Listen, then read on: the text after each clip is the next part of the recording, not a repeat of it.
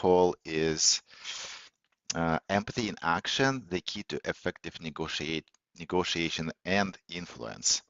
So um, um, I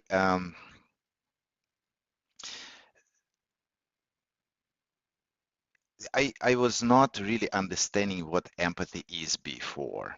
So a while ago, I was having different perception about what empathy is, and maybe this is because I watched too many movies, and um, there are several movies about negotiation that you can watch. And many of them depict negotiators as harsh and unemotional and maybe pushy characters who are good at manipulating people. And maybe because of this, there's a common misunderstanding that negotiation use power and leverage to push people into compliance. And like they are really good at cornering people, so the people do not have any other choice but to comply and kind of choose lesser of two evils, so to speak. And I think it's common misunderstanding because most people unfortunately do not know how else they can get the results, how else they can negotiate. At least it was my perception of what negotiation is before I started learning about this. And there are many movies that paint negotiators in a dark colors, unfortunately. Uh, and um, But there is one example that shows the true power of negotiation in the movie, and it also uncovers the purpose of negotiation. And before we proceed, I'd like to acknowledge you all here. Great to see you on Monday morning. And thank you so much for your commitment to improve and become trusted leader who can find best solutions for their clients. And clients and customers, maybe the boss, the superiors, maybe subordinates, and maybe friends and family. You are responsible leaders because you take responsibility to use the power of negotiation ethically and with care. And I appreciate your commitment to learn, practice, and grow to build better business, better relationships, and ultimately a better future for yourself and others. And today we'll talk about empathy in action, the key to effective negotiation and influence. The empathetic approach will make you the top influencer in your company and among your family and friends while involving you in more conversations where you can improve your relationships and gain all the support you need for your success. One of my clients actually demonstrated it pretty well by negotiating a promotion just after 3 months on job. And he was saying that he was worried that he would lose a good moment and because the company discussed all the promotions at a certain cadence at a certain time. And he said that he doesn't want to wait another 15 months and wanted to ask about promotion now, but he was not sure if it's appropriate to ask just after 3 months into the new job. So we sit together and we developed strategy of empathetic communication, which paid off with a promotion and to a senior position and 12% of salary increase. Not too bad for the first 3 months on the job, right? So today, actually, I have a gift. I have a gift for all of you.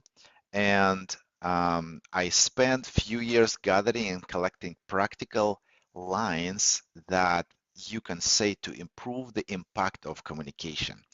And you all get this today, no strings attached.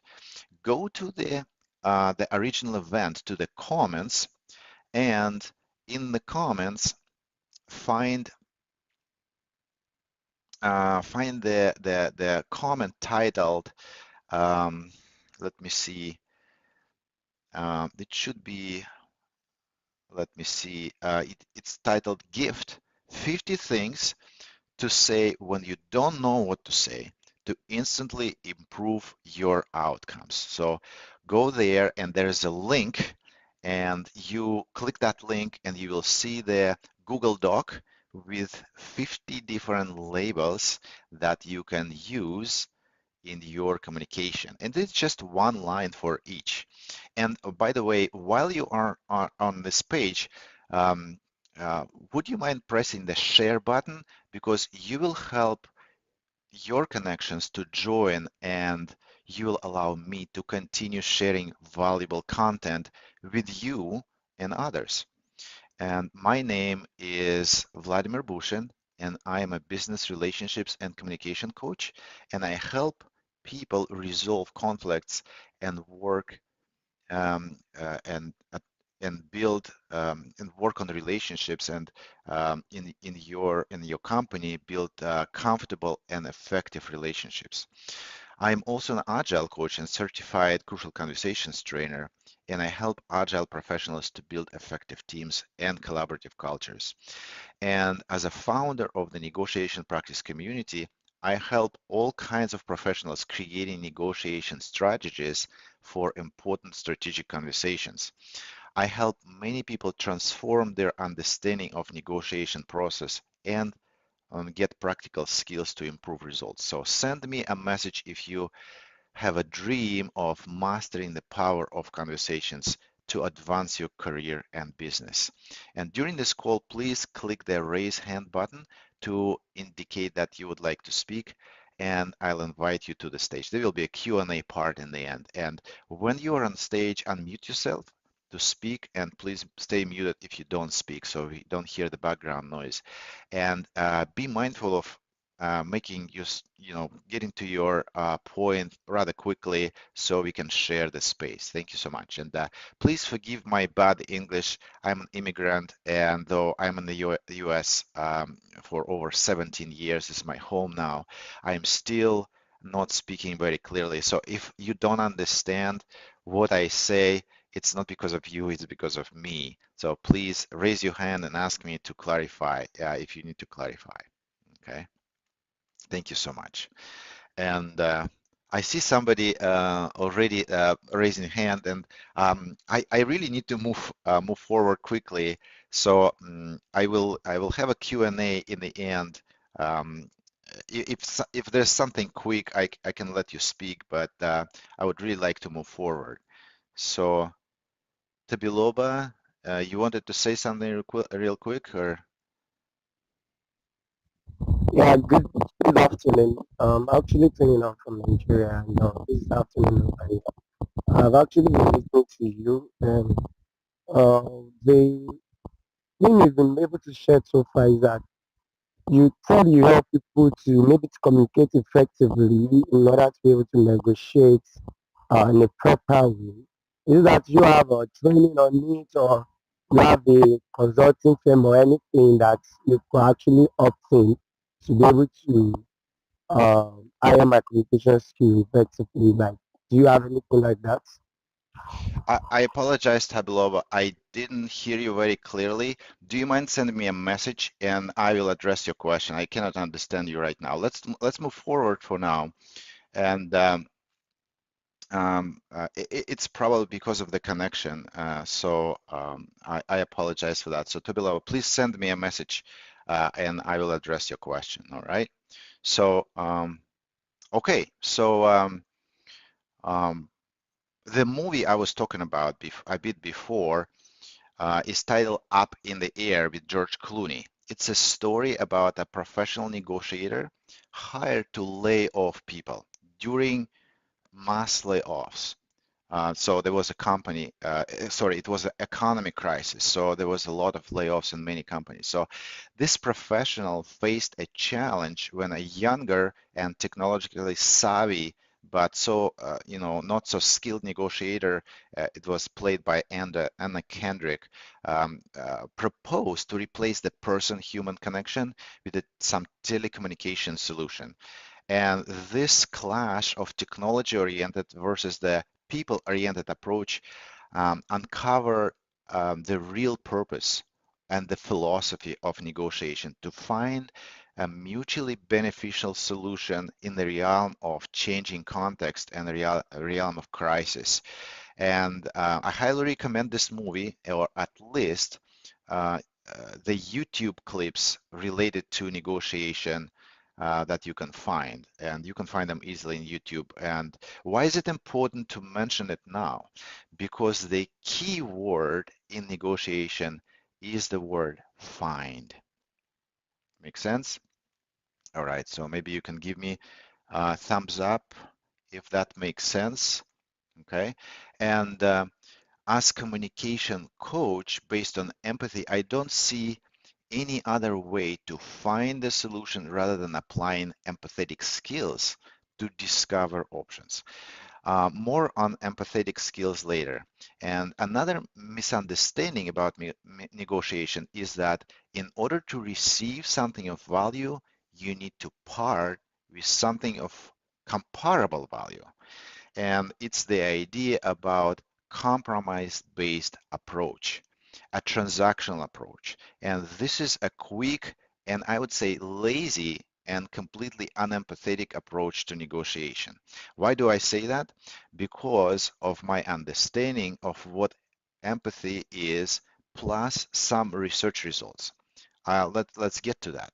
So let's talk about the research results first.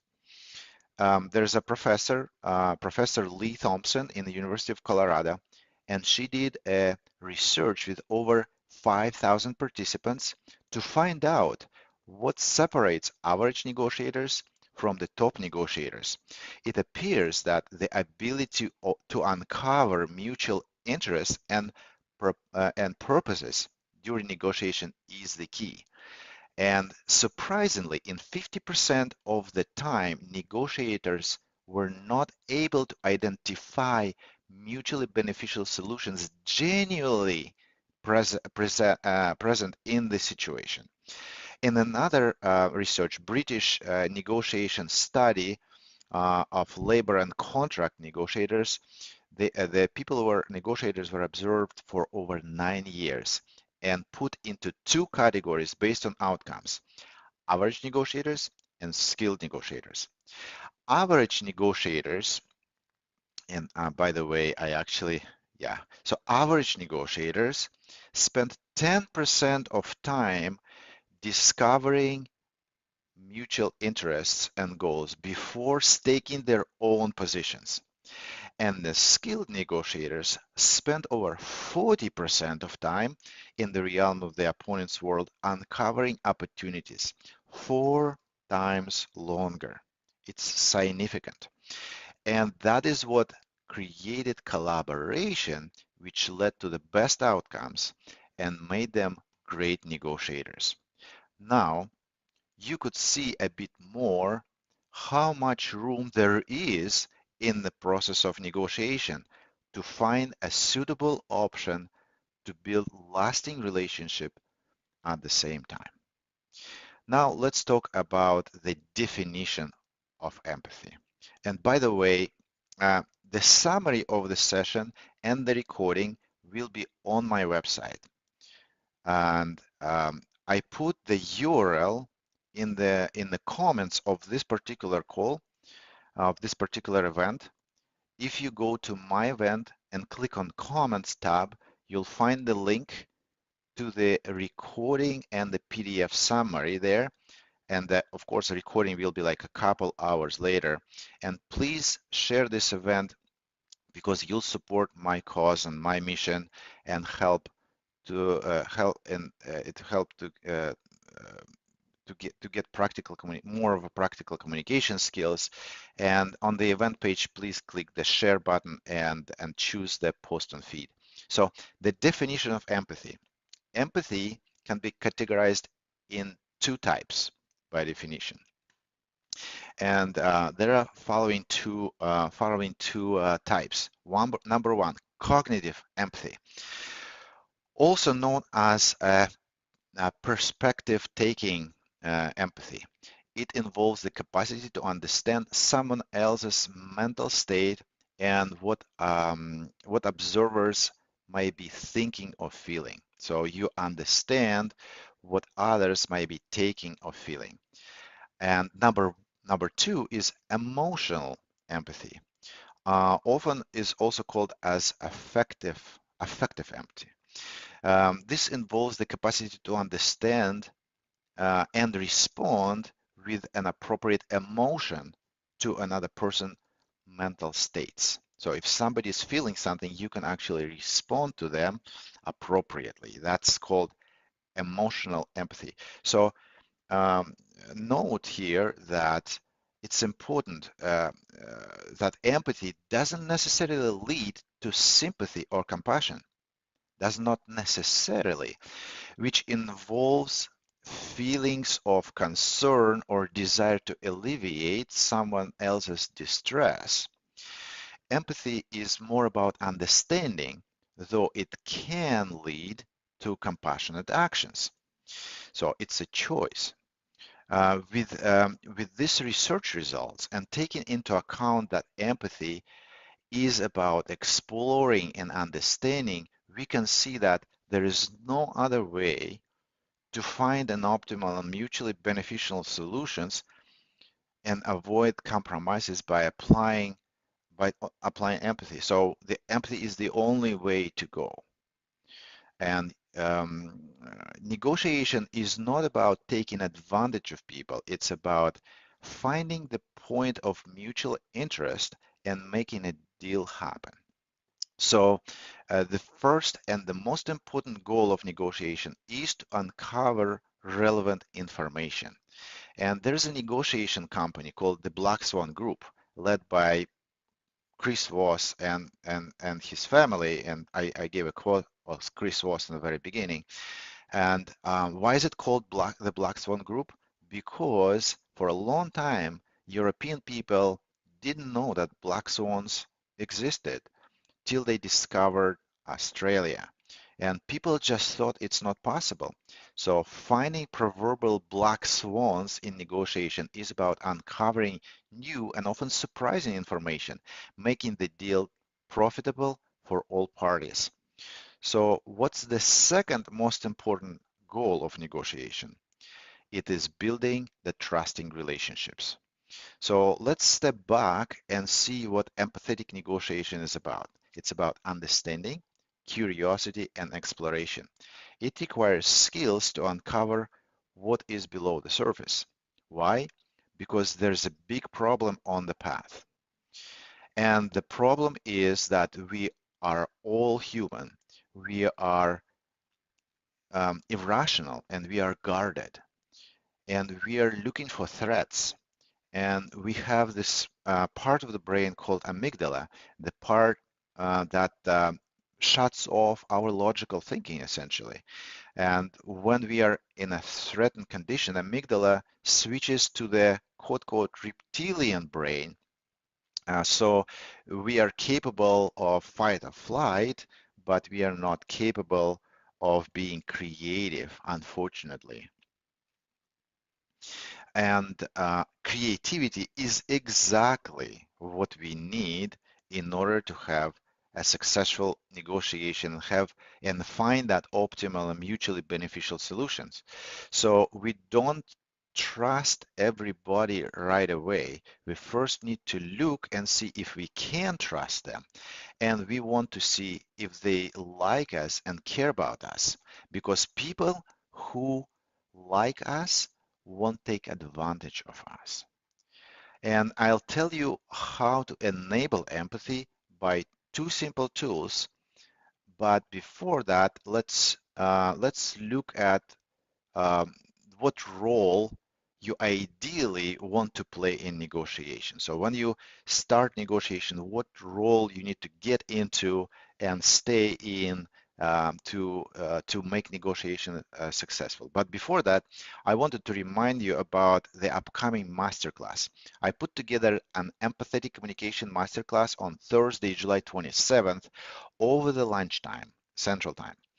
And it will be about 7 levels of nurturing. This modern mental model will allow you to evaluate your influential approach and explain why one approach works and the other doesn't. And it will allow you to understand how we connect with each other on deeper levels. So you can connect to anyone around, where you work, and you will do it very quickly and establish deep rapport and trust. So the link to the masterclass is in the comments of this event. Go to this event page and click the comments tab, and then you will see my comment there. And please click the link and register. So there are only 4 seats left for the masterclass, and for July, and I'll talk about this in the end of the session. So back to the topic of empathetic negotiation. So have you ever seen a real estate agent who is selfish jerk and taking advantage of the clients? Have you seen somebody like that? Well, at least somebody rude and unappreciative. I've seen one once, and I have not seen him after that. So I hired a different one, the one who is respectful, friendly, and helpful. And by the way, I don't know if I hired him or he actually made me hired him. But do I really care? No, I don't. I bought 3 houses with this guy, and I realized that he is a master of empathetic communication. What do you think his traits are? What do you think like his character look like? I think I can read your mind. You're right. So he is calm, friendly, supportive, knowledgeable, resilient, prompt, creative, respectful. It doesn't sound like a jerk, right? Right? Not at all. He became my trusted advisor, and he still acts like one, even when I have no interest to buy, and it's very important. We'll talk about this in a bit.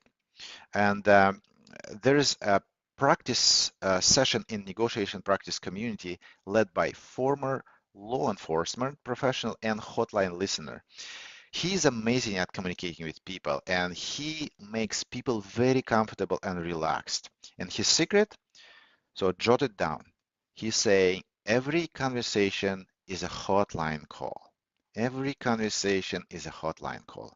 This means in each conversation, he is genuinely trying to understand people and their emotion and reflect on them. And it's naturally building rapport and trust. And inevitably, over time, if you talk like this to people with rapport and trust, you become a trusted partner, a trusted advisor. And um, when you are being around a while, an opportunity comes, you become a natural choice for the opportunity, which is pretty important. Um, and if you would have a magic wand and you could become a trusted advisor for someone, who would you like to become a trusted advisor for? Maybe it's your brother or sister, maybe it's somebody else in your, circle, maybe someone you appreciate. Um, maybe it's somebody outside of your circle. Maybe it's Elon Musk or Joe Biden. I don't know. So take a moment to think about it. Who would you like to be a trusted advisor for? So now let me guess. There are probably 3 options here. It's somebody who can make you more rich and powerful, like your boss or CEO of your company. Maybe it's somebody you respect for their achievement and status that they have, or maybe it's somebody you deeply care about, like close family member or a good friend. So the reason you'd prefer to be a trusted advisor is because you'll be closer to that person and your relationships will allow you to communicate better on a different level with this person, to exchange value and collaborate. You'll become, when you talk to people like that, you become bigger yourself by having strong partnerships and stronger trust with someone of a higher powers, higher status, or you become more influential for the people and can create a better future for people you really care for, like your child or maybe your parents or maybe your brother or sister. Okay, so it opens up new opportunities. It isn't what we want. It isn't what that we want, like very shallow and quick transactional. We really want relationships, deep relationships, when we can actually influence and collaborate and understand each other better, right? And trust each other. So by using empathy, you can become that trusted advisor for many people. And you can make a choice if you know how. And of course, it opens up new opportunities for you. Okay. And like my real estate agent, you'd be a natural choice for the next opportunity, such as purchase of a house. And that's why my real estate agent keeps connecting with me and keeps providing me value. Does it make sense? So give me a thumbs up. And by the way, if you if you write down a comment with a takeaway for the session um, in the comment section, and you will let other people learn, and you will actually activate your knowledge. So the one way of activating your knowledge is to put your takeaway on paper. So if you put it in a comment, the other people will see it, and also they can learn from you, and maybe they will say like, oh, that's a great takeaway, let's connect. So I would encourage you to go to the comment section and jot down the takeaways that you have from the session. By the way, you can always get back and read it again and see the takeaways from other people. And I promise that um, um, I will reply to every comment that you put there on the events page. Okay, now, when we know that we want to uncover information and become a trusted advisor, how can we do this? So there are many negotiation tools available for that. And the most essential are: number one, interrogative questions; number two, reflective listening; and number three, nurturing. And you probably all know that questions are very powerful in uncovering the unknowns. And therefore, you can use those questions, and you should use questions in your conversations. And um, I will speak about nurturing in a bit, but I want to say that today I will focus on reflective listening, and I promise that you'll hear something new about it and something that you didn't know, and that will be helpful for you in your everyday conversation. So you will actually use it every day in all the conversations. So, couple of words regarding nurturing. I have a masterclass on July 27, and we'll talk about nurturing for the whole hour there. It's called 7 Levels of Nurturing, and I go over what nurturing is and why there is 7 levels and how to make it more and more impactful when going deeper and nurturing on deeper levels. So send me a message if you're interested. Only 4 seats left for $7, and the next event will be on August 17, and it will be available for $14. So the links are on my website, and also I put them in the comments, so you can go to the comment of this event and find the links. So reflective listening, what is it about? Don't we listen all the time already? Right? We do, but what about the part called reflective? So that's where all the magic happens. Sometimes it's called active listening, but I think it's confusing because the word active is vague, and it doesn't tell what kind of action is implied. So reflective implies that the listener is able to reflect on what he or she heard and could say it back to the one who spoke, to the speaker, right? So many times during the practice, in negotiation practice community, two people negotiate, and there's one negotiator and one is a coach, and I see that the person who is a negotiator role struggling to gain control over the conversation and lead the conversation.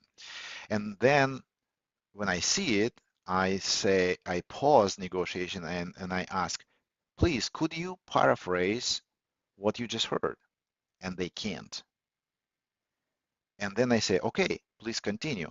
And then when they continue, that negotiator, they start taking notes. They start taking notes while listening, and immediately you can hear improvement in gaining control and leading the conversation. Immediately, instantly. And people even smile when they do this because they like realize like, wow, this is so powerful. And uh, if you're not able to reflect on what the other person said, you're not really listening. And if you're not listening, then you're not able to, they are not listening to you too. So they are not, you're not being listened, right? So why reflection is so important? Because empathy is not a passive understanding and keep it for yourself and um, kind of like only trying to understand it to a certain degree, to degree that you like to understand. Empathy requires projecting your understanding out. The other side should observe and feel your understanding. So your understanding must be evident. Also, the other side needs to see your attitude, curiosity, care, and attention to details. The quality of the reflection will define the degree of understanding you're projecting. So now the most interesting part of this call, how reflection should sound like. So reflection is a summary, a brief summary of what you heard, which is expressed as a label. A label is something that is described in the book of Chris Voss again, Never Split the Difference. So it starts from it sounds like, it feels like, it seems like, and it looks like. Okay, this is a label. So for example, somebody is talking about their day, and you hear something like this. Well, I woke up early morning and immediately recalled my conversation with my boss, who was yelling at me yesterday. And when I went to walk my dog, um, when I went on, outside to walk my dog before breakfast, I tripped and I hurt my knee, and my dog ran away, so I had to chase it, under the rain for half an hour. And because of this, I was late for work. Well, and didn't stop there because the biggest client that our group supports sent me a message that they prefer to work with my coworker, not with me. So I feel I put so much of my heart in growing this partnership, and I get this message. So how do you reflect? It's like a bunch of information here. You need to reflect on this very briefly. So um, uh, maybe you have a version, think about it. So let's put it together. So first of all, a label is a tentative assumptive statement, right? It sounds like, it feels like, it looks like, right? So this is the version of how you can reflect on it. You can say, sounds like your day was pretty hard. Like it's very, very simple, but you're reflecting on what really is going on the other side. Or you can say, it seems like it's not your luckiest day today. So many unfortunate things happen, right? So you just say, it seems like it's not your luckiest day today. Or you can say it with curiosity. It seems like it's not luckiest day today. Sounds like your day is pretty hard. Or you can say, it looks like you had several disappointments today. Or you can say, it looks like you had several disappointments today. So you don't need to repeat back the whole story. You only need to quickly summarize what all of this means. In order to do this, you need to listen pretty closely and also think about what it is all about, okay? What the person is trying to tell you. And when you summarized it, you can pause and let the other person speak. And believe me, if you give enough room for the other person to speak, you could get a lot of information. And sometimes I have to put some mental bookmarks to remember the most emotional and most unique information that they say. That's why reflective listening is called active listening, because it's not about just letting the person, blubber without paying attention. You must remember and figure out what is going on the other side, what's going on in their head. It's already sounds pretty challenging, right? But that's not all. Here's something to make reflective listening even a bit more effective, but it will be a little bit harder. You also need to understand the emotions and reflect on their emotion. For example, for the described situation, you can say, "You're pretty stressed today."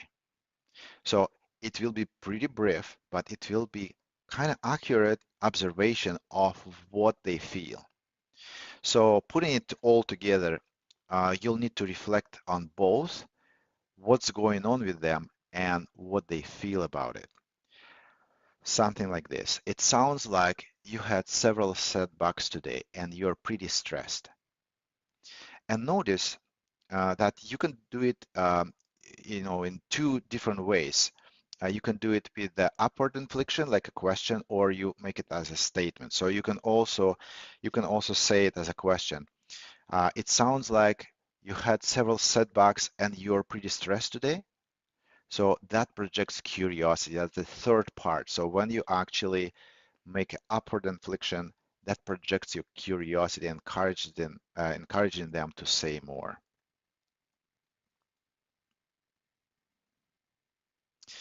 And um,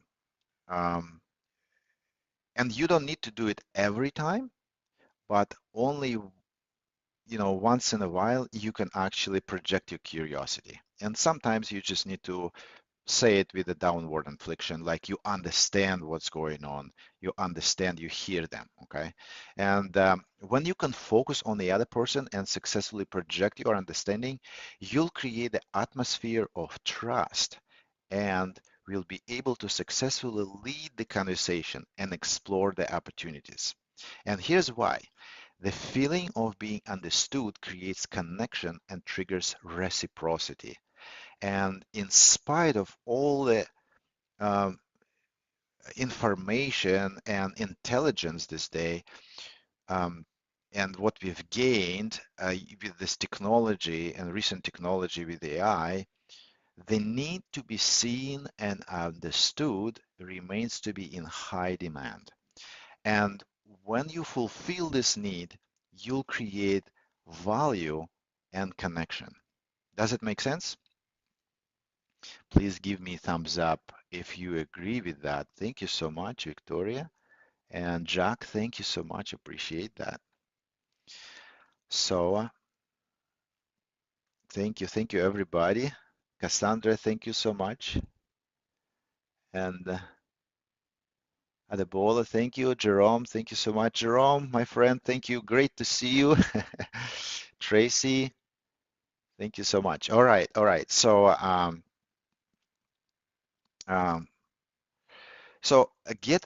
take a moment to sign up for my next audio room.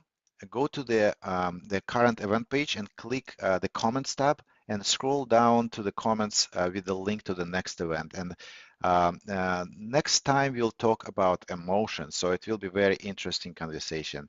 And please don't forget to add to the calendar. Press the add to the calendar button in the event itself. Okay, so let's summarize today how empathetic approach helps in negotiation.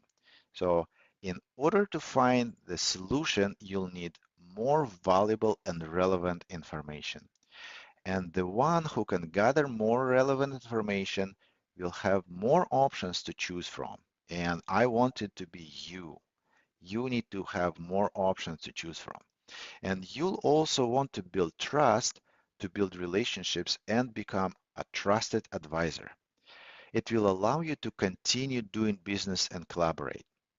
And you'll become a natural choice and the in any opportunity, in any future endeavor, and you can choose which one to participate.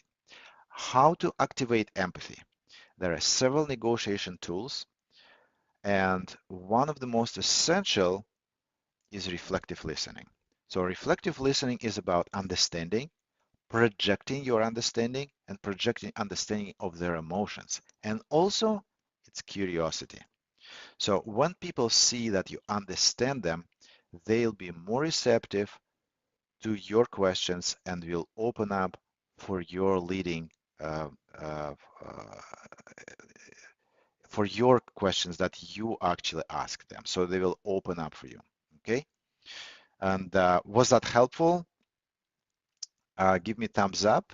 I hope that you can apply it in your everyday conversation. Thank you very much, Rebecca, Bryce, Tracy, Jerome, Victor, Rebecca, Vinay, Jenny. I apologize if I pronounce one of your names not very correctly. I hope that you can correct me. Kelly, thank you so much. Sharon, thank you for your heart. Appreciate that. Okay, so who has comments or questions about this? I'm open to the questions, and I would could even go and do a quick demonstration of reflective listening, so you can kind of feel what it is. So you can come on stage and I can talk to you, and I can summarize and on your emotions and summarize on reflect on the circumstances that you're talking about. So, who has a comment or who wants to talk to me for a quick demo if you want? Anybody? Okay, Rebecca, that's great. That's great. Let's talk. All right, promoting you. Good morning. How are you? Awesome, Rebecca. Great to hear from you. I don't think we've ever heard each other's voices really. Um, Now, with reflective listening, like you've been talking about, I really appreciate hearing about summarizing uh, what a person says and then either using it as a question or going ahead and saying it sounds like you've had a hard day. Um, I might go so far as to say a person not only needs to be listened to, but heard. I work mostly with people and mostly with mentally ill people. And it seems that a basic human need is to be heard. Absolutely. Yeah, absolutely. They need to feel that you hear them. You need to project it. And that's why reflection is so important. And many people who are in a social setting, they may be speaking and they speak a lot. So I can tell you a story about my mother. My mother speaks a lot because she doesn't feel heard. And sometimes she feels like inferior. Somebody need to validate her. And when you validate her, she stops speaking because her need is fulfilled. And she smiles, actually. And that is the most important, that the people need to be heard and they need to understand it. Does it make sense, Rebecca? Oh, yes, definitely. Thank you. Um, I had a half-hour conversation with a woman who couldn't make sense, and she could not put together a single sentence, but just sitting down and listening to her, she felt completely validated. So if your mother is talking so much because she doesn't feel heard, your reflecting listening seems to put her at ease. Absolutely. And by the way, there's a special dynamic here. The, just sitting with person and listening to them and then reflecting on them, make them smile. Make them smile because they recognize like, oh, the message actually comes across. They are, the other person actually hearing me. And especially if you understand, if you reflect on emotions, they understand my emotions. But there's more to that. You can actually reflect on other things. You can reflect on their desires, on their dreams, on their values, on their principles, and even on their identity. And people will feel you understand them deeper. This is what I will be talking about on the Masterclass 7 Levels of Nurturing. How to reflect on other levels, because emotional level is pretty superficial. Emotion is just a reflection of deeper levels. It's just a reflection. So if you reflect on emotions, it's pretty good, but you can do even better. Thank you so much, When it's Rebecca. Yeah, oh, of course. go ahead. Go ahead, Rebecca. Oh, when it's personal or even a more personal business thing, I generally, when I'm going to reflectively listen to them, I start with what I'm hearing is this. Is that correct? Well, there are different ways of doing this. What I practice talking only about them. I remove I from the conversation, and I try to be, well, I talked to you about this person who is leading the hotline listening and negotiation practice community. He's saying that in hotline listening, there's a rule zero. You don't exist. So counselor on the hotline doesn't exist. You should Ooh, never that's say great. anything about yourself. You should not ever say the word I. Thank you. You're very welcome, Rebecca. I hope this helps, and try it out. Try to talk to somebody and say, "It seems like you're really stressed," or "It seems like you're joyful today," and that will and see what happens. And it will not be about you. It will be assumptive statement. If this is wrong, they will correct you. If you're off a little bit, they will correct you, but they will be happy that you are paying attention to them. Thank you. You're very welcome, Rebecca. Thank you very much for coming on stage. Anybody else have any question or comment? All right, I see that this is actually a Monday morning and many people actually probably going to work right now, and it's a little bit busy. And I would encourage you to use reflective listening throughout the week. So thank you very much, everybody, for participation and your questions and comments. And I will reply to all your comments that you put on the events page. And I appreciate the share as well. If you want to get a summary of the session, I have created PDF documents. It's already there, so you can get that link from the comments to the session. So go to the session comments page, leave your comment, and then find my comment with the PDF and summary, and click that and get the summary.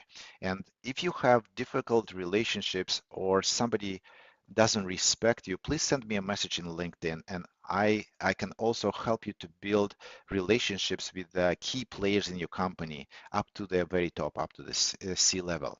And stay tuned for the new exciting episodes. And next week, we'll talk about transforming emotional intelligence into negotiation superpower.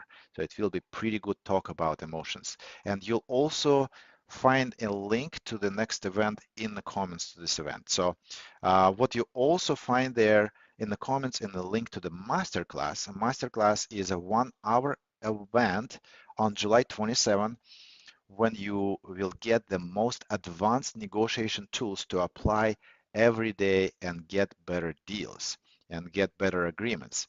I still testing the masterclass, and when I finish it, it will cost around $79 per seat. But now, while I am collecting the feedback, it's only $7. And yeah, it's kind of like a price of a movie ticket, of a like cheap movie ticket now, right? And of course, it's your choice. If you want, you can take a master class or you can watch a movie.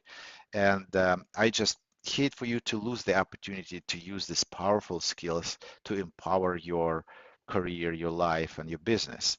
And uh, the the uh, the value of the skills having a compounding effect over time. So you will use it more and more, and you will improve it. So go to this event page, and that book that, and that's in the comments.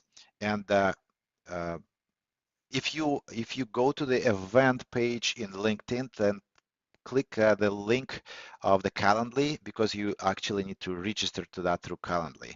So there are only 4 seats left for July 27 at the price of $7. And the next time will be in August, and the price will double. It will be $14. Still will be a price of a movie, but it will be just doubled. And if you can find it, send me a LinkedIn message and I will send you the link. Or go to my website, businessrelationships.coach.com or businessrelationships.coach, and sign up on my front page. All right. So, okay, I don't see any other questions today. And thank you so much, everybody. Take care. And if you curious about masterclass, I can stay another 5 minutes and answer your questions. Thank you.